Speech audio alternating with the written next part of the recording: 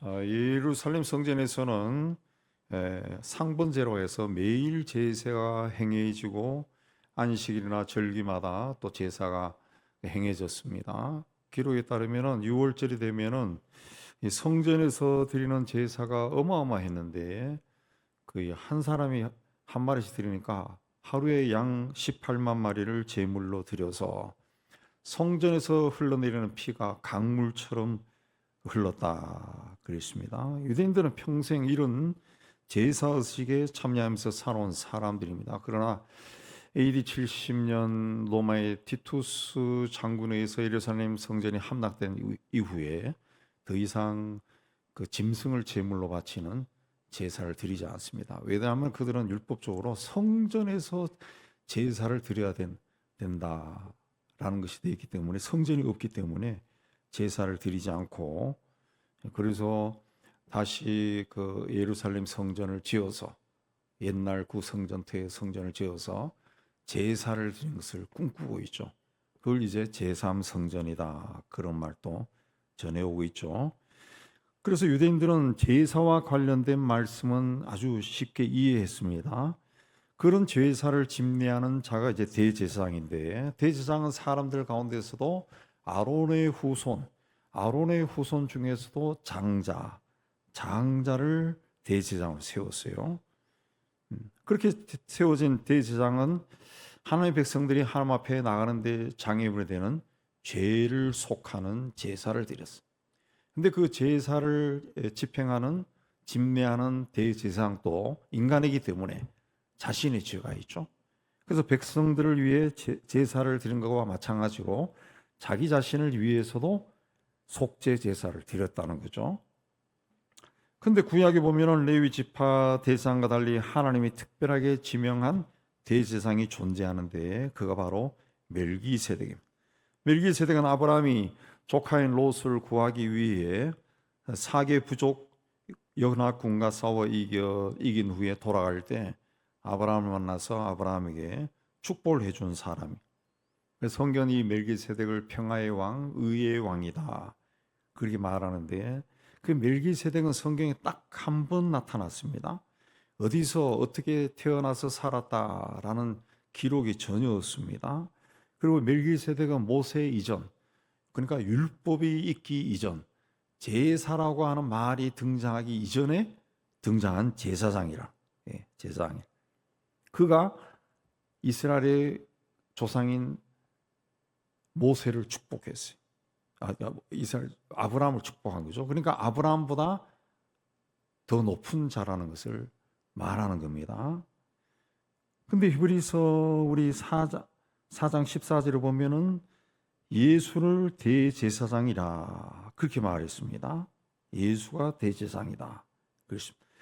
또 5장 5절에 보면은 예수님은 스스로 대제사장이 된 것이 아니라 하나님이 예수를 제사장으로 세웠다 그랬습니다.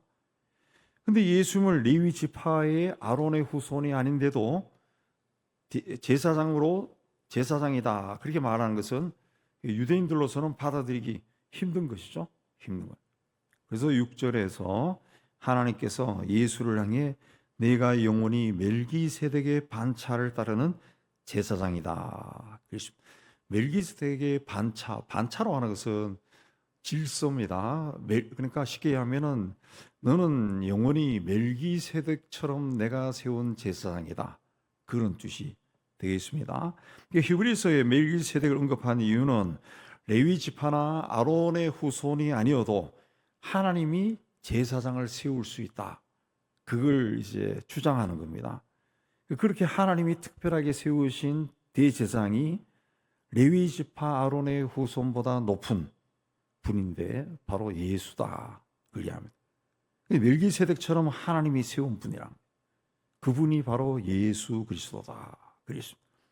멜기세덱은 레위 지파 아론의 이 질서에 따라 세운 제사장이 아니지만 유대인들은 그 멜기세덱을 인정해.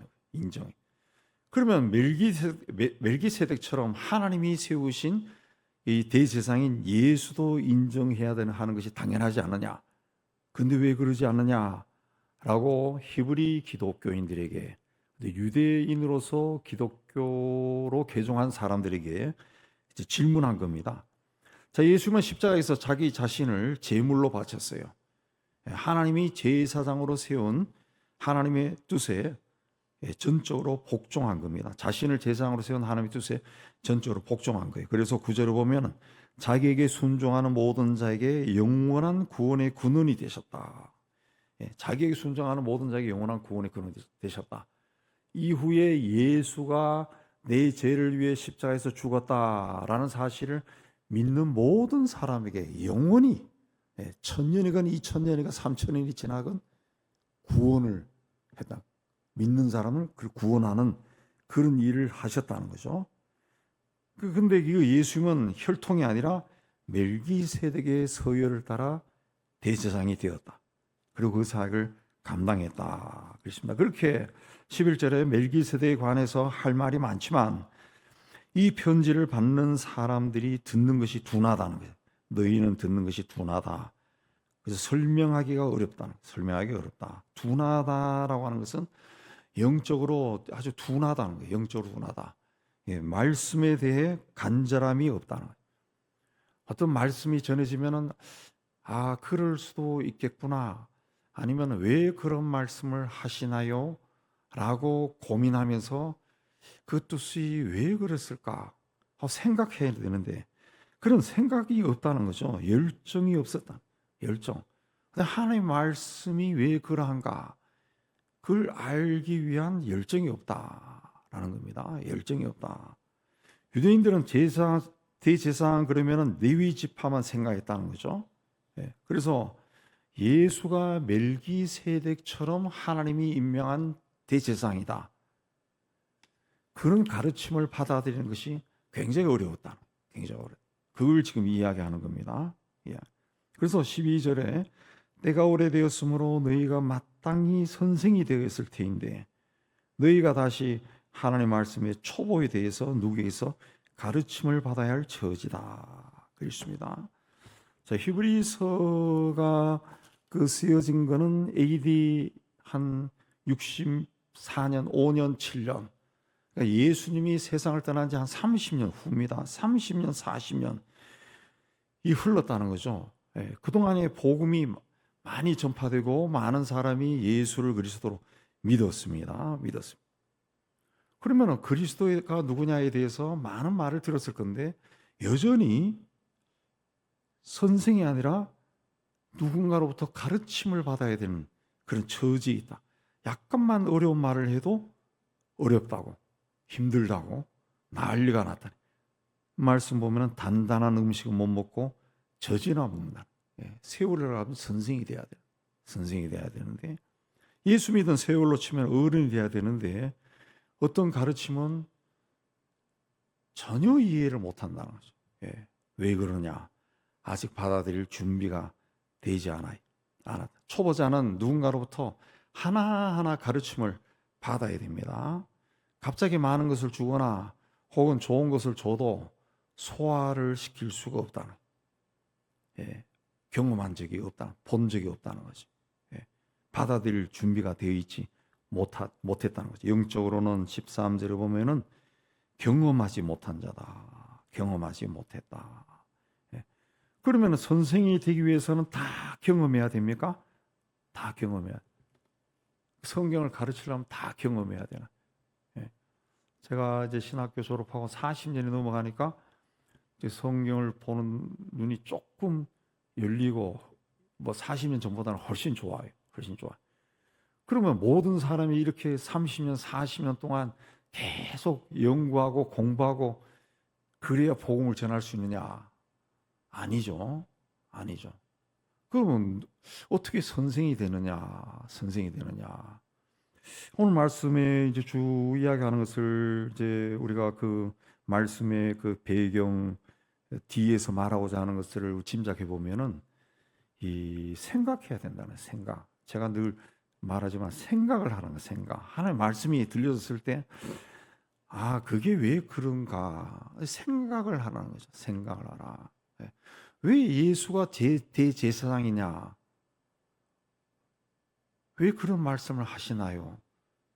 그 질문을 하고 그럼 설명할 거 아니에요? 그러면은 받아들이기 힘들어도 왜 그럴까? 그럴 수도 있겠구나. 생각을 하는 거예요. 생각을 하나. 우리가 성경 66권을 달달 외울 수가 없습니다. 다 외우면 너무너무 좋지만은 그렇게 외울 수가 없어요. 우리 머리가. 예, 그 중요한 성경 구절을 조금 알고 있죠. 그런 것들은 좀 외우지만은 다 외울 수는 없어요. 그러나 성경을 여러 번 읽으면은 성경에 나오는 사건들, 어떤 인물, 그들이 어떻게 살았는가, 그건 알 수 있죠. 알 수 있어요. 예. 그럼 어떤 일이 내 삶 속에 어떤 일이 났을 때 그 인물이 어떻게 그 일을 해결했을까? 생각하라. 생각하라. 그러면서 거기에 또 내가 아는 성경 구절들이 생각나면 더 좋죠. 더 좋죠. 그걸 이제 자꾸 하는 거죠. 그러면 생각하는 근육이 발달하는 거예요. 발달하는. 그 근육이 발달. 그러면 누구 앞에 가서 예수에 대해서 이야기할 때 1시간, 2시간 이야기할 수 있는 거예요. 근데 공부해가지고 1시간, 2시간 이야기한다라고 하는 것은 굉장히 어렵습니다. 그건 아주 이 말빨이 센 사람들이나 그래 할 수 있지. 보통 사람들은 그래 하기가 힘들어요. 신학을 공부하고 목회자가 되어도 그래 1시간, 2시간 말하는 게 쉽지 않다고. 원고를 준비하지 않은 이상. 근데 생각을 하면은 자기 생각은 전할 수가 있죠. 자기 생각은 전할 수가 있어요. 예. 자, 어른들은 단단한 식물을 스스로 먹고 소화한다는 거죠. 예. 하나님의 말씀도 이 성숙한 신앙을 가진 사람들은 그 말씀을 받아들이고 소화하고 스스로 성장할 수가 있어요. 왜 그렇다 그랬습니까? 14절에 보면은 그들은 지각을 사용한다. 지각을 사용한다. 지각이라는 것은 감각 기관을 가리키는 말인데 여기서는 그 도덕적인 것뿐만 아니라 영적인 것을 분별하는 능력, 분별하는 지적인 능력을 이야기합니다. 지적인. 아까 말씀한 것처럼 생각하는 거예요. 생각. 지적인 능력이 생각. 그 생각이 없는 사람들은 이 누가 속여도 잘 넘어가요. 잘 넘어가요. 예. 잘 넘어간다. 예. 그 제 후배가 이제 의료기기 사업하는 후배가 있는데 자기가 나한테 돈 잘 버는데 자기 잘 팔린대. 네. 그럼 자기가 이제 요거 한 10년 안에 상장을 한대. 상장을 할 거래. 지금 그 주식을 한 뭐 8명인가 10명인가 나눠서 가지고 있는데 그 상장하면 이 사람들 대박을 터뜨릴 거래. 근데 몇 사람이 자기 마음에 안 든대. 마음에. 그래서 그 사람 거는 상장하기 전에 그냥 회수하려고 그런다는 거지. 회수하려. 그 저보고 형님이 그 사람 가져가라는 거 내가 형님 줄 테니까 형님 노후에 뭐 할 거야? 이거 해. 그럼 그게 한 얼마 되는데 그러니까 한 5천만 원 된다는 거지. 내가 5천만 원이 어디 있냐 이 사람. 그러니까 이거는 은행에 대출해서라도 사야 되는 거야. 이거 하면 형 이게 5천만 원이 아니라 50억이 될 수 있는 거야. 그러니까 그 말을 들으니까 얼마나 기쁨이 충만하고 귀가 막 열리는지 이거 대출해야 되겠다. 이건 아내한테 이야기하면 이거는 앱솔루트리 반대할 거니까 내가 가서 해야 되겠다. 내가 가서 막 이게 막 무릉무릉 막 올라오더라. 무릉 막 올라. 야 이놈이 참 성공하더니만 이 형을 알아보네. 고맙네. 그러고 또 그 친구하고 또 친한 또 다른 친구한테 이야기해. 야 걔가 이거 상장하라고 하던데 굉장히 구미가 돋네. 그러니까 걔가 형 그러니까 왜 기가 그렇게 얇어. 걔가 그게 해가지고 10년 안에 그 상장해가지고 50억이 되고 100억이 되고 그러면은 지가 자기 친척이나 자기 형이나 그런 데다 이야기하지 왜 형인데 이야기했어. 좀 정신 차려라고. 정신 차려라고. 네. 근데 굉장히 아쉽지만은 그래서 내가 접었어. 생각을. 왜? 지적인 능력으로 판단하니까 이거 5천만 원 해가지고 10년 동안 묵혀놓으면 나는 10년 동안 5천만 원에 대한 걸 감당을 못할 것 같아. 그래서 이건 내가 감당할 수 없는 거구나. 그 판단하니까 접었어. 그 뒤로는 그 친구가 이야기 안 하더라고. 뭐 좋은 쪽으로 이야기했겠죠. 그 나쁜 내용은 아니에요. 그 예수 잘 믿는 친구고. 근데 근데 이 지각이라는 것이 중요한 거예요. 지각이라는 것이 분별하는 예. 그 분별할 때 혼자 하기가 힘들면은 그 같은 영성이 깊은 사람하고 한번 이야기해 보라. 예. 그러면 하나님, 내가 혼자 결정 못하면은 하나님의 성령이 그 친구를 통해서 나에게 말할 수 있어요. 말할 수 있어요. 그런 게 굉장히 중요한 것 같아요. 중요한. 그러면은 우리가 쉽사리 누군가의 아주 달콤한 말에 넘어가지 않을 수 있어요. 근데 대부분 넘어간 사람들, 그 사기당한 사람들 제가 만나보고 대해 보면은 거의 대부분이 뭐 신문 난 사람도 마찬가지죠. 혼자 흥분해가지고 저지른 사람이 많아요. 혼자. 오늘 말씀이 뭐라 했습니까? 그 단단한 음식은 장성한 자의 것이니 그들은 지각을 사용해서 연단을 받아서 선악을 분별한다. 연단이라고 하는 것은 끊임없이 훈련을 받는 겁니다. 끊임없이 훈련을 받. 끊임없이. 우리가 태어나서 어느 날 갑자기 막 이 갈비를 뜯고 일한 게 아니라고. 처음에는 젖을 먹다가 우유를 먹다가 이유식을 먹고 그다음에 밥알을 옛날에 우리 어렸을 때는 좀 더럽지만은 할머니들이 막 씹어가지고 입에 먹여주고 그랬다고. 그렇게 해서 점점 이렇게 고기도 소화할 수 있는 그런 능력을 갖추게 된 거죠. 그러니까 이 지각을 사용해서 자꾸 훈련을 한다는 훈련. 그 훈련을 통해 가지고 자꾸 뭔가 깨닫는다는 거죠. 그렇게 해서 분별한다는 거죠. 분별한다. 그렇게 해서 분별한다는 거죠. 어느 날 갑자기 뭐 오는 게 아니라는 거죠. 자꾸 사건과 이 문제와 일을 만나게 해서 거기서 지각으로 이게 뭔가 그 훈련한다는 거예요. 훈련. 그래서 이 우리 삶에 일어나는 일들, 때로는 성경 말씀을 읽으면서 생각하는 게 굉장히 중요한. 이게 뭔가 베레아 사람들처럼 생각하고 그렇게 생각하면 그 생각만 하는 게 아니고 그러면 그거 자꾸 하면은 성령의 인도함 따라 가지고 성경 다른 곳을 찾아봐야죠. 찾아봐야죠. 그래서 성경 공부할 때 제일 좋은 책이 관주 성경입니다. 관주 성경. 우리가 80년대까지는 관주 성경이 굉장히 보편적이었는데 그걸 따라서 읽어가는 거예요. 계속 읽어가면 몇 시간도 읽을 수 있는데 이 성경이 희한하구나 하는 것들은 관주 성경을 읽으면 알 수 있고 그리고 이 관주를 만든 사람들 참 대단하다 싶어요.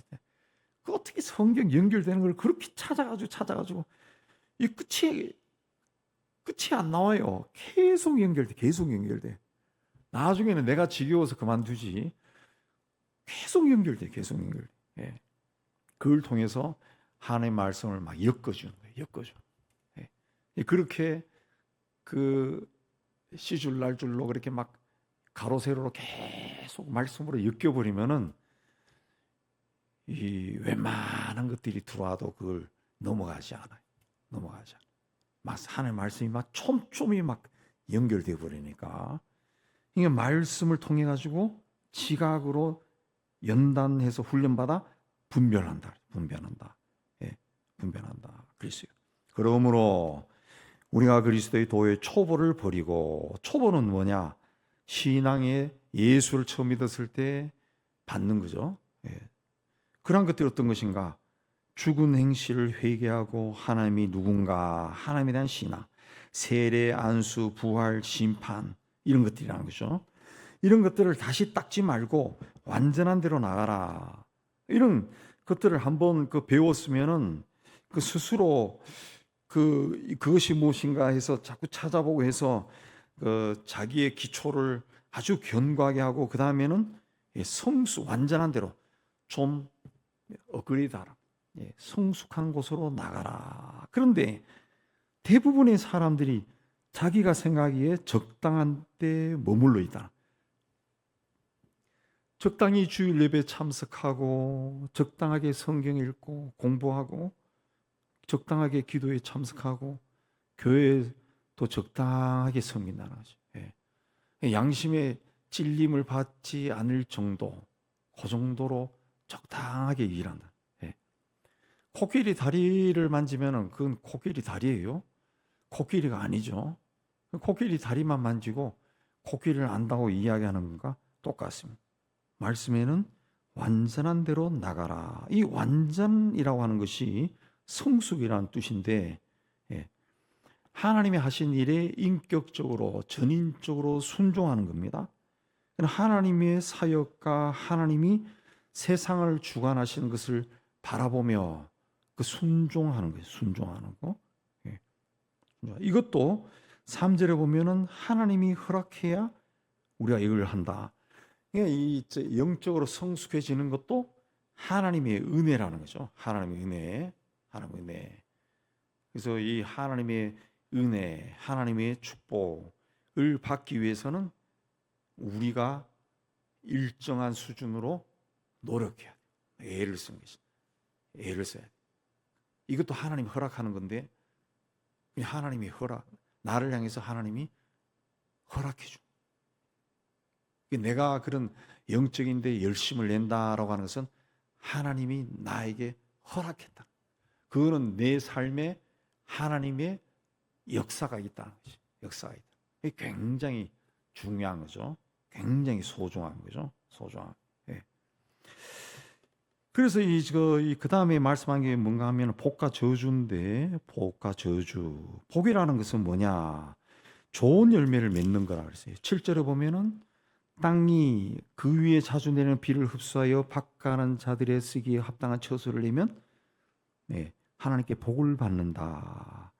비를 흡수하지 못하는 땅은 메말라 버립니다. 그 어떤 식물도 자라지 못하는 황무지가 되어버려요. 황무지. 비를 흡수하는 땅이 돼야 된다.